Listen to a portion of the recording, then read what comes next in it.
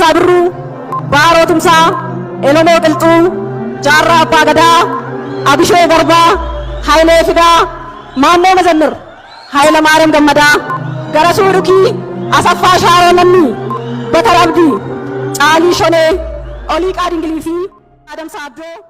Keenya oduun galgala kanaaf qabnu kunoo mana maree naannoo Tigraay qaamotii hojii raawwachiiftuu sadarkaa olaanaaf mootummaa federaalaa gidduu kan jiru hariiroon rakkisaa ta'e seera qofaa bu'uura godhatee kan furamu ta'u muummichi ministeeraa Abiy Ahmed dubbataniiru.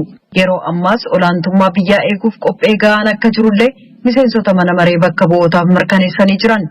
Biyyattiin waggaa darbe guddina dinagdee dhibbarraa harka 6.1 galmeessuusee ibsanii jiran gabaasa mallaskaachuu ammahaa jaallannee dhiyeessa. Mootummaan federaalaa fi bulchiisa naannoo Tigraay gidduutti walitti dhufeenyi jiru gaarii ta'uu dhabuun sodaa nageenyaaf balaatti akka hin jijjiiramneef maaltu hojjetamaa jira jechuudhaan miseensi mana maree gaaffii dhiyeessaniif muummichi ministeeraa Abiy Ahmed akka jechuun deebii kennan. የትግራይ ህዝብ እንደማንኛውም የኢትዮጵያ ህዝብ በተደጋጋሚ እንዳልኩት ሰላም፣ ልማት፣ ዲሞክራሲ በኢትዮጵያ ህልውና ውስጥ ትግራይ akkuma uummata Itoophiyaa biroo akkuma irra deddeebi'ee jechaan ture san nagaa, misooma, deemokiraasii fi Itoophiyaa keessatti jireenya fooyyee jiraachuuf mirga qaba. Rakkoo fi hiyyummaa guddaa keessa uummata jirudha. Miseensonni mana maree kabajamaa baay'een keessan akkuma beektan uummanni Tigraay biyya isaa kan jaallatu jijjiirama kan barbaadudha. Mootummaan federaalaas kana hubatee uummata qaba jedhee hojjetaa jedhan. Namoonni hin barbaachifne 10, 15 yookaan 20 jiruu otoo hin taane miliyoonaan kan lakkaa'aman kan barbaadaman kanneen mirga qaban lammiiwwan qabsoofnuuf qabna jennee hojjannaa jedhan. Gara fuula duraatti kun itti fufa. Humna iddoo sana jiru waliin dhimmi wal qabatu garuu karaa seeraa qofaan deebii argata. Manni maree federeeshiniif manni maree bakka bu'oota uummataa murtiin ni dabarsu qaamni raawwachiiftuu karaa raawwatuun ta'aa jedhan Dr. Abiy. Sodaa nageenyaa kan ilaaleen haala amma jiruun humnootiin nageenya eegsisan keessumaa raayyaan ittisa biyyaa poolisiin federaalaa abbaa biyyummaa Itoophiyaa irratti haleellaa bifa kamiin iyyuu irratti aggaamamu ittisuuf haala isa dandeessisu uumanii jiru jedhaniiru. Bulchiisa naannoo Beneshaangul, Matakkaliif Kamaashitti haala xiqqoo wal xaxaatu jira ka jedhan Dr. Abiy kun dhimma Beneshaangul Amaaraa yookaan Oromiyaa miti jedhan. Beneshaangul Sudaan Kaabaa fi Kibbaa waliin wal daangessu. Abbayyaa irratti namoonni dhibbootaan lakkaa'aman leenjii argatanii meeshaa ammayyaa hidhatu. Karaa daangaa Beneshaangul seenuudhaan lubbuu lammiiwwan dhimmicha waliin hidhata hin qabne gaaga'an jedhan. Walitti bu'iinsa gosaa fakkeessuuf akka yaalamu irra deddeebi'ees kan haleellaan kun raawwatamu ta'us harka caalaansaa hidha laga Abbayyaa waliin hidhata waan qabuuf karaa kutanii cufuufis kan yaalan jiru jedhaniiru. Itoophiyaan biyya koronaa hedduun keessa jirtu waan taateef koronaa isa tokkoof ilaalcha duraa laanne hojii biroo dhaabuun dinagdee keenya hin jeeqnu kanaaf hojjetaama ittifnaa murtii jedhu akka mootummaattis ta'e akka uummataatti waan murteessineef addunyaa irratti biyyoonni baay'ee xiqqoon galmeessuu ka danda'an guddina dinagdee abdii Afrikaa kan Afrikaa bahaa keessaa Itoophiyaan galmeessiftee jirti kan jedhan muummichi ministeeraa Abiy kunis guddina dinagdee dhibba keessaa harka 6.1 galmeessu gabaasni waggaa kan koomishina karooraa baase hubachiiseera jedhan. Weeraraa waan isaa kan ilaaleenis hojii hojjetamaa jiru bal'inaan kan ibsan yoo ta'u manneen barnootaas haala dhukkuba COVID-19 ittisuun danda'amuun kan banamuuf jiran ta'uu beeksaniiru. Baatii torbaaf kolleejii poolisii Tigraay keessatti leenjifamaa kan turan komaandoon addaa naannoo sanaa marsaa lammataaf kaleessa eebbifamanii jiru. Komaandoon eebbifame kun rakkoo biyya keessaaf alaa Tigraay irratti aggaamamuu laalchisee dursee fashaleessuu irratti itti gaafatama dachaan isatti kennameera jechuudhaan pirezidaantiin mootummaa naannoo Tigraay Dr. Dabratsiyoon Gabramikaa'el beeksisanii jiran.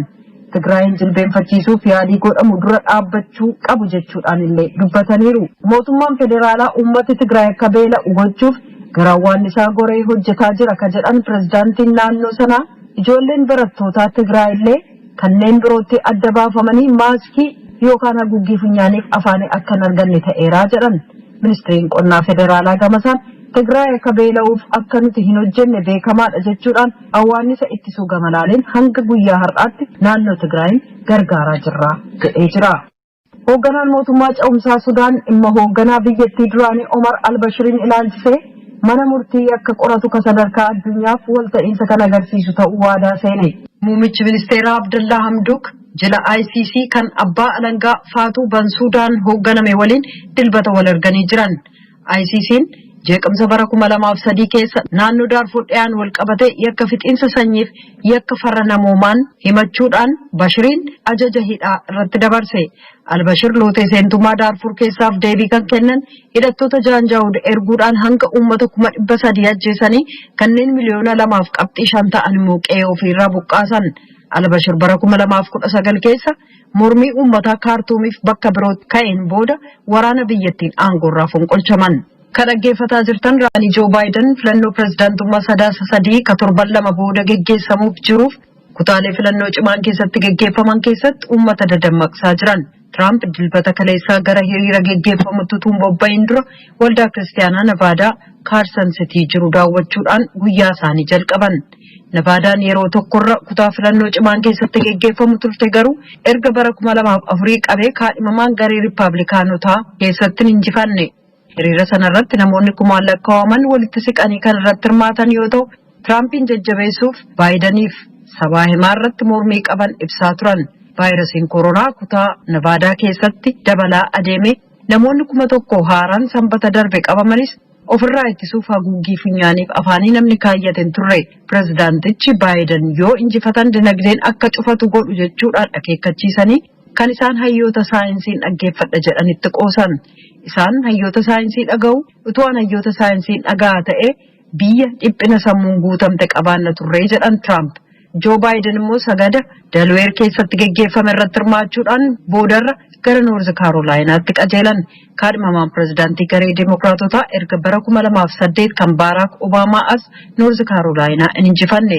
Baayiden deeggarsa sadarkaa biyyoolessaa argatanitti kan gammadan yoo ta'u, kutaalee dorgommii cimaan keessatti geggeeffamu keessatti garuu deeggarsi isaan qaban hagas guddaa miti. Dhumarratti oduu ispoortiif gara sooraattan. Hedduu lakkisanii ta'atti jiranillee namni baay'een daawwatu. Xiqqaattullee ammoo deelaanitti jijjiiranillee.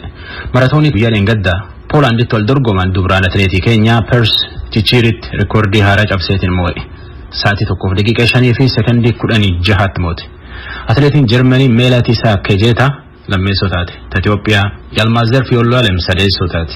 Dhiiraan ammoo Ugaandaatti mootummaan galate Jaakob Kiplimoot moo'e daqiiqaa 58 fi sekondii 49tti. Awuroopaatti ammoo dorgommii English Premier Leaguetti jiran. Har'a West Bromwich fi Burnley waliin taphata. Itti aanee immoo Leeds United fi Wolves waliin taphata. Sanbata lamaan qofa goolii 23tti gale. Haga ammaatti English Premier League tapharana marroo 6 taphatanii tapha 32 tafe haga gan dhufuuletti dabran. Tapha guyyaa dheengaddaa Liverpool fi Everton lanqaansoo jigan afaan ammoo walqixxe lam ba'an irratti goolii tokko Mohamed Salahtti galchee fi ta'an ammoo Sadio Mane Liverpool galchee walqixxe ta'an lachuu ijoollee dhalootaan Afrikaati. Australia Melbourne ammoo guyyaa dheengaddaa dorgommii fardoo qolchaa irra oolan fardoo 18 teettootti filaniitiin wal dorgomsiisan farda Chris Waller leenjisatti very elegant jedhanitti qolche. Fardoo 18 tana karaa kiiloomeetirii 2 fi meetirii 400 irratti wal dorgomsiisan. Namni lammeessoo bahe ammoo Anthony Van Dijk fardi choose one jedhan ammoo sadeessoo bahe. Fardi tokkeessoo bahe kunini biyya New Zealanditi. Fardi tokkeessoo bahe $3 miliyoon badhaasan. Biyya sanatti fardoo waan hedduun tolfatan. Teettootti filanitti wal qolchisiisanii waan hedduun tolfatanillee. Ameerikaatti ammoo dorgommii NFL National Football League jedhan falletti jedhan. Dorgommii kubbaa harkaaf miilaa Ameerikaa NFL torban jaaysoon kalee dhumatan. Kalee qofa kilabii 12 taphate. Miami Dolphins kilabii New York Jets 24 moote. Tampa Bay Buccaneers kilabii Green Bay Packers 38 moote. Akkan jecha 12 taphatan. Arda ammoo Dallas Cowboys fi Cardinals Arizona waliin taphata. Buffalo Bills fi Kansas Chiefs ammoo ittaanee waliin taphata. NFL National Football League Ameerikaa gambahatiif gam dhiyaa jedhanitti walaniitiin walitti fidan. Akkuma kubbaa miilaa dirree keessa namni 22 taphata. Taatullee taphi isaanii sa'aatii dheertuu taphatan. Akka sa'aatii 3 fi daqiiqaa 12 taphatan tapha tokkooyyuu boqonnaa hedduu jidduutti ba'aniitiin itti deddeebi'anii fakkaana. Mataanoo miseensi humna waraana addaa tokko ijjeessan. Namni isaan ijjeessallee ammatti hin birenne jedha. Waajjirri dhimmi kominikeeshinii naqamte Boota masgan mul'ata. Jarhana ganda calalaqi jedhan keessatti warri hojii fi yaa'u qawween fitanii jedha. Itti gaafatamaa wajjir bulchiinsaaf nageenya tan irratti nam fulaa qawween nam fitan sun ture shakkiin qabanii jedha. Nakora malkaat erga. Itti gaafatamaan waajjira dhimmoota kominikeeshinii mootummaa magaalaa Naqamtee obbo Tasammaa Mul'ataa kaleessa waaree booda ajjeechaa magaalaa Naqamtee qaamolee naga eegumsaa mootummaa irratti raawwate jedhan akkasitti ibsu. Taateen kaleessa taate naannoo sababa walakkaa irratti humni addaa tokkodhaa fi poolisiin idilee tokko kaleessa qaaman beekamneetiin rukutamanii lubbuun isaanii darbeera. Kaleessa naannoo kutaa bulchiinsa Calalaqii jedhamu gara naannoo Waldaaraaraa jedhamu tokkotti poolisoonni tokko humna addaati. Saatiin olaanaa katamaa Barkiyyee jedhama. Inni poolisiin idilee sun immoo Saatiin Tarratee Besiqaaduu jedhamu. Isaan humna hin beekamneetiin kaleessa hojii idilee isaanii irratti otoo jedhanii rukutamanii lubbuun isaanii darbeera kan jedhamu odeeffanne jechuudha. Kan kanuma qabna. Makanaatti akkamitti ta'ee taateen kun maal kan jedhu dhimma nageenyaatiif bal'inaan argachuun hin danda'amu. Bakka sanaa jechuudha qabamee jira waan ta'eef. Qaamni hin beekamne sun immoo eenyudha kan jedhu poolisiin to'atee dhimmoota adda addaa hordofaatii jira. Eenyummaa namoota kanaa ilaalchisee hin beekamne jechuurra kan darbe ibsa bal'aa kan ilaalle obbo Tasammaan yeroo ammaa kan haalli itti magaalaa Naqamtee keessatti argamtu jedhanis ibsanii jiru. Hojiitii wal qabatee magaalaa keenyatti taatee kanaan wanti ta'e tokko iyyuu hin jiru. Manni hojii madileesaa hojjetaa jira. Hojiin hundumtuu geejjibnis waan sochiin magaalaa keenyaa nagaadhaa kanumatu jira ammaaf. Hojii akkamii fi kan isaan ba'an sanaan booda walitti dhukaasni erga baname booda immoo namoonnis miidhaman jiru jedhame. Odeeffannoo kanan qabu odeeffannoon ture isaan lamaan hojii madilee isaanii otoo deemanii duubaatiin qaamni hin beekamne itti tokkotti jara kana miidhamanii kanumadhaa malee toksiin garanaa jira kan jedhamu odeeffannoo isaan qabu. Inni ammoo kanaan beeka. Sababa isaa ilaalchises ibsa dabalataa kennuudhaaf eeyyamuu hin taane obbo Tasammaan itti gaafatamaa waajjira bulchiinsaaf nageenyaa magaalaa Naqamtee obbo Misgaanuu Aggaarii yeroo ammaa kana magaalaa keessatti hojii hojjechaa waan hin jiruuf sagaleen koo hin waraabamini jedhanii yaada gabaabaa raadiyoo sagalee Ameerikaaf kennaniin kan qaaxxee kana raawwate diinaa jedhan. Humnootni naga eegumsaa mootummaa lamaan kunneen dhukaasa diina irratti banameen kan lubbuun isaanii darbee jedhan. Bakka dhukaasni itti raawwate namni ture kan biraa madaa'ee jira kan jedhan itti gaafatamaan kun namni kun yeroo ammaa to'atamee dhimmi isaa qulqullaa'aa jira jedhan. Miseensota maatii fi namoota nama erga madaa'ee booda akka hidhamu taasifame jedhame kana beekan adda baafachuudhaaf bilbilaan yaaliin taasifne milkoofne. Dhimma kana irratti odeeffannoo dabalataa argachuudhaaf itti gaafatamtoota waajjira poolisii magaalaa Naqamtee, Komishinii Poolisii Naannoo Oromiyaa fi Biiroo Bulchiinsaaf Nageenyaatti bilbillus bilbila harkaa isaanii waan nuun kaafneef odeeffannoo dabalataa argachuu hin dandeenye. Bara 2013 kana keessa haleellaawwan akkanaa raawwachuuf dhabuu ragaawwan agarsiisan dhibanis bara darbe jechuunis akka lakkoofsa Itoophiyaatti bara 2012 itti gaafatamaa waajjira Itiyoo Teleekoom damee lixaa obbo Gammachiis Taaddasa dabalatee itti gaafatamtootni poolisii fi namootni hojii mootummaa garaagaraa irra jiran qaamotuma hin beekaman jedhaman kanaan lubbuun isaanii darbaa turuun ni yaadatama. Dhimma kana irratti hangafootni biiroo bulchiinsaaf nageenyaa Oromiyaa akkasumas Komishinii Poolisii Oromiyaa ajjechaawwan Oromiyaa lixaa keessatti raawwataniif qaama isaan riphee loltoota isaan abaa'oo shanii jedhanii waaman waraana bilisummaa Oromootti qooqa qabanis isaan immoo gocha akkanaa raawwannu jechuun haalaa turuun isaanii nama kireeffatee hojii ittiin jiraa jedha. Akka itti aantuu bulchiinsa magaalaa Finfinnee aadde Adaanech Abeebee jettetti rakkoon geejjibaa tun wama hojiin faluu malan. Otoobisiin kireeffatan kun akka namni waltiin gobbanne tolchee rakkoo vaayirasii illee faluu danda'a jette. Saayidaamtoon nu erge. Bulchiinsi magaalaa Finfinnee rakkoo geejjiba magaalattii keessatti mudachaa jiruuf fala dha'uudhaaf waldaalee konkolaattota deddeebisa uummataa waliin ta'uudhaan awutoobisii 560 akka tajaajila geejjiba magaalaa Finfinneef oolan taasisuuf hojii eegaluusaa itti aantuun kantiibaa bulchiinsa magaalaa Finfinnee aadde Adaanech Abeebee ibsaniiru. Haa ta'u malee aadde Adaanech akka jedhanitti rakkoon geejjiba magaalattii yeroo dheeraadhaaf kan turee fi bu'uurarraa furmaata kan hin argannedhas jedhan. የከተማችን የትራንስፖርት ችግር የከረመ rakkoon geejjiba magaalaa keenyaa kan turedha kan bubbule yeroo kamiyyuu rakkoosaa hundeedhaa furuun deebiin kan kennamneef hojii walirratti tuttuulamedha. Hojiin rakkoo tajaajila geejjibaa walirratti tuulame kun ammoo hangam uummata keenya akka miidhaa jiru argaa jirra. Sababa hanqina geejjibaan maallaqni ni qisaasa'a yeroonis akkasuma uummannis rakkoolee adda addaatiif saaxilamaa jiru. Qisaasama maallaqaa fi yeroo irra darbee rakkoo xiinsammuuf kan saaxilamanis jiru. Yeroo tokko ammoo sababa hanqina geejjibaan hannaa fi saamichaaf akka saaxilamaa jiranis argaa jirra. Rakkoo hawaasaa furuun kan danda'amu mootummaa qofaan miti kan jedhan itti aantuun kantiibaa magaalattii hirmaannaan damee dhuunfaa murteessaadha jedhan. Dameen geejjibaa ammayyaa'uu dhabuu fi bulchiinsiif hojmaan isaa qaawwa qabaachuun ammoo rakkinichi daran akka babal'atu taasiseeras jedhan. መንገዶቻችን የተሳለጡ አለመሆናቸውና በዚህም ዘርፍ Daandileen keenya haalaan kan hojjetaman ta'uu dhiisuunii fi hanqinni gama daandiin jirullee rakkoo isa tokkodha. Daandiiwwan jiranillee bakka dhaabbii konkolaataa ta'anii tajaajiluun rakkoo biraati. Rakkoon inni ijoodha jedhamee ilaalame keessaa inni tokko dameen tajaajila geejjibaa ammayyaa ta'uu dhabuu fi kana waliin kan wal qabatu rakkoo bulchiinsa geejjibaati. Kanaaf bulchiinsi magaalaa Finfinnee hawaasa rakkoo geejjibaa dhabuudhaan dararamaa jiruuf furmaata waaraa fiduudhaaf hojii eegaleeraa jechuun ibsaniiru Aadde Adaaneech. Dhiyeessii fi fedhiin jiru akka wal simu gochuudhaaf awutoobusonni ammayyaa ta'an gara 3,000 ta'an baasii birrii biliyoona 12 ol ramaduudhaan waggoota lamaan itti aananitti gara tajaajilaatti akka seenan gochuuf karoorfamee bittaan eegalameera. Inni lammaffaan ammoo dhiyeessii daandiiti. Keessumaa sektarri daandii xiyyeeffannoo argatee sirnaan akka hojjetamu akkasumas daandiin hojjetamu mijaawaa akka ta'uuf hojiin eegalamee jira. Bara kana qofaa ijaarsa daandii birrii biliyoona 5 fi miliyoona 500 oliin akka jalqabamu godhamee ijaarsaa eegalameera. Rakkoon geejjibaa akka furmaata waaraa argatuuf xiyyeeffannoon itti kennamee hojjetamaa jira. Hoogganaan biiroo geejjiba magaalaa Finfinnee obbo Sixootaa Akkalee gama isaaniin kenniinsi tajaajila geejjibaa kun weerara vaayirasii koronaa giddugaleessa kan taasifatedha jedhan.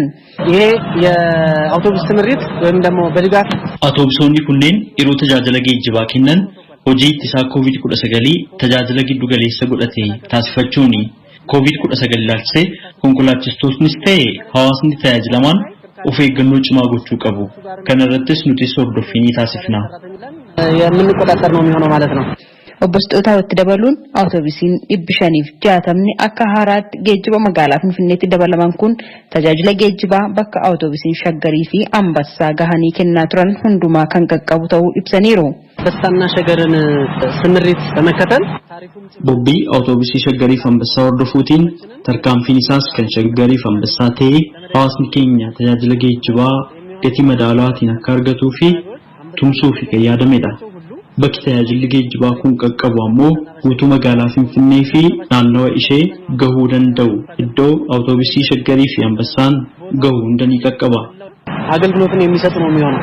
Awutoobisonni har'a tajaajila eegalan kun har'arraa qabanii torbaan tokkoof hawaasa magaalattiidhaaf tajaajila geejjibaa bilisaan akka kennanis ibsameera.